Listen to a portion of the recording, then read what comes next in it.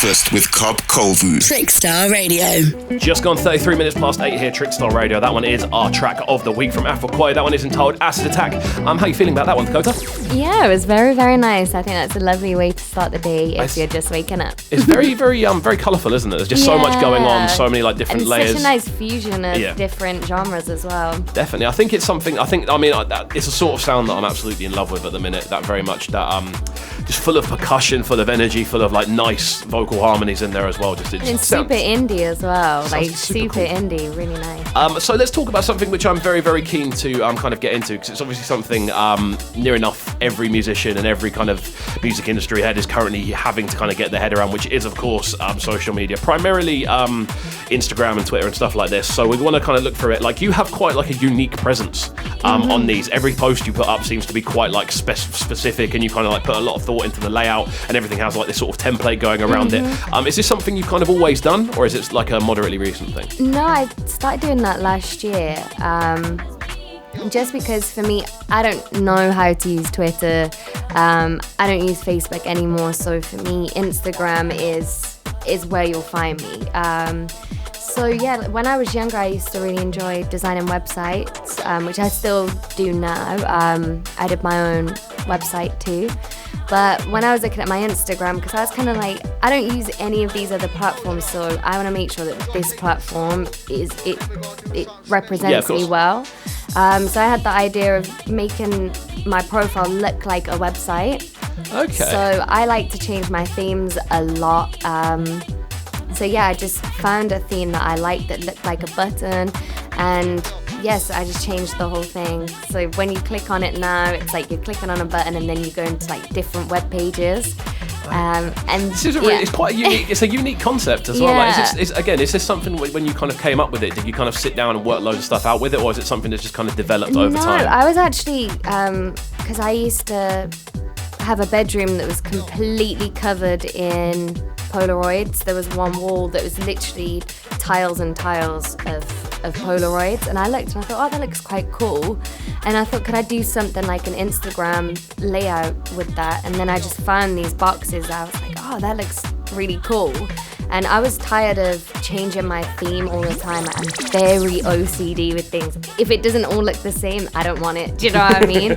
So yeah, like doing that, it can be a little bit frustrating though, especially if I want to put a video up, or if sometimes people don't know to swipe across or whatever. So I think it is a bit of a minefield, really, isn't it? When you're kind of when you're obviously not the point of Instagram, but like a lot of the time when you're putting posts up to promote music is to get as many people to see it and engage with it as possible, because then obviously more people see it and more people engage with it. And I think a lot of the time people kind of get it a bit misconstrued, where they're kind of like, you're just chasing likes a lot of the time. I mean, you're not. What you're trying to do is promote what you have.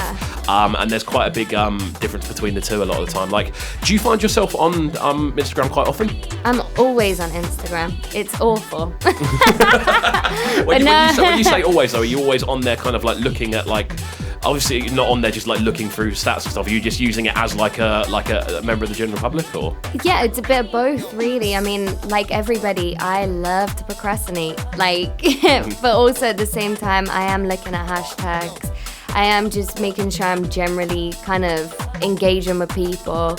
Like I think if you can use these apps very well, but at the same time you can kind of waste a lot of time on them. The source you can end up looking at, I don't even like the Kardashians, but I'll sit on Kim Kardashian's page for like 40 minutes and be like, why?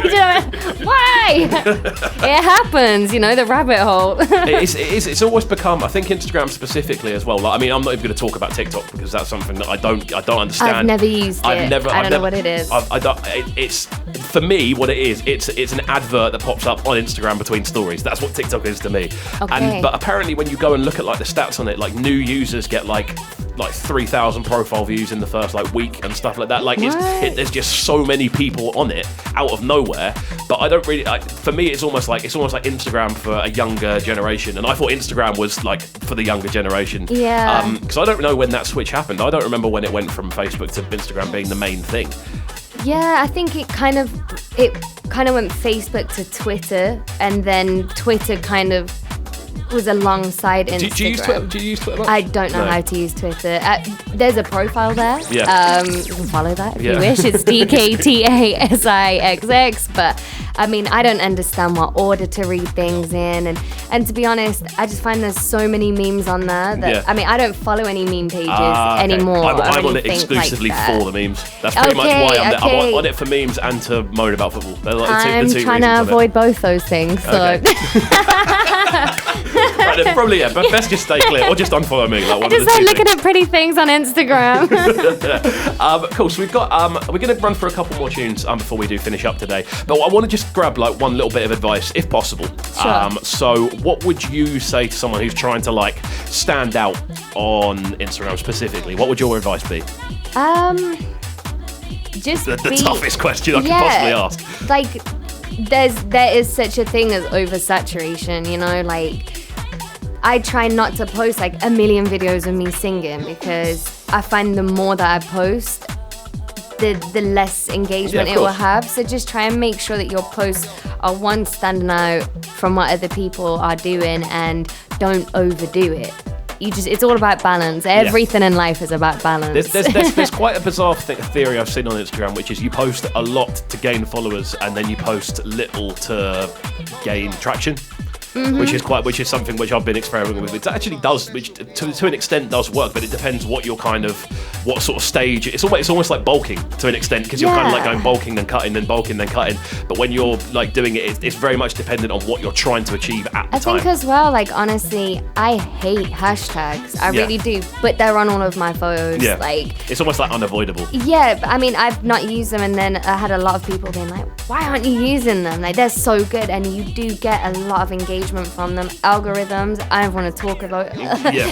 No, it's not a nice word to bring up. Yeah, you've got to do as much as you can to reach as many people as possible and make it interesting. Yeah, cool. So there we go. That's the piece of advice. We're going to jump into a tune. This one, So Far, yourself. Let's have a little brief introduction to this one before we jump into it. This is a very, very, very special track. It's going to be released on Friday. It's the first single I've released since Innocence. So is this somewhat of an exclusive then? Yes, it is. It was played on BBC Introducing last weekend. Nice. And this was produced by a very, very good friend called Vaseline. You should follow her. It's VZLINE. And yeah, this is So Far Till I Get Home. Good stuff. Don't go anywhere. We are live on at Trickstar Radio. Dakota Sixx is in the building. This is Breakfast with KXVU. Waking up Brighton. Breakfast with KXVU.